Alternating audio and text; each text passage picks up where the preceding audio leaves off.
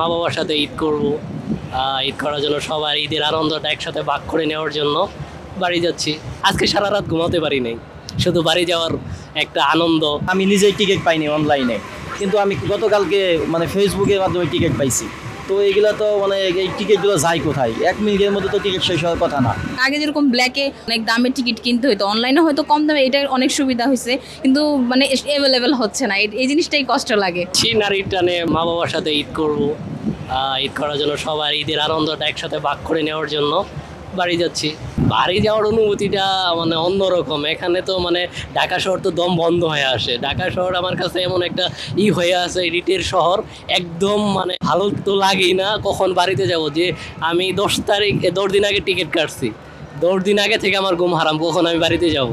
ঠিক আছে, ঠিক মতো খাইতে পারতেছি না, আজকে সারা রাত ঘুমাতে পারি নাই, শুধু বাড়ি যাওয়ার একটা আনন্দ বা উৎসব। ঈদের ভিতরে যে আনন্দটা পাবো সেই আনন্দটা এখন পাচ্ছি।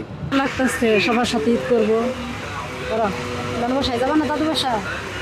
নানু বাসায় ভালোই।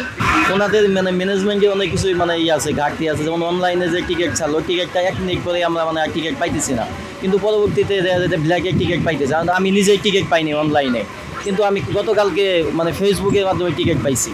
তো এইগুলা তো মানে এই টিকিটগুলো যায় কোথায়? 1 মিনিটের মধ্যে তো টিকিট শেষ হওয়ার কথা না। মানে আমরা ঢুকতে পারতেছি, মানে ঢুকলাম 1 মিনিটের মধ্যে টিকিট নাই। এই টিকিটগুলো তো মানে এত তাড়াতাড়ি শেষ হওয়ার কথা না। এগুলা একটু দেওয়া দরকার, মানে নজর দেওয়া দরকার।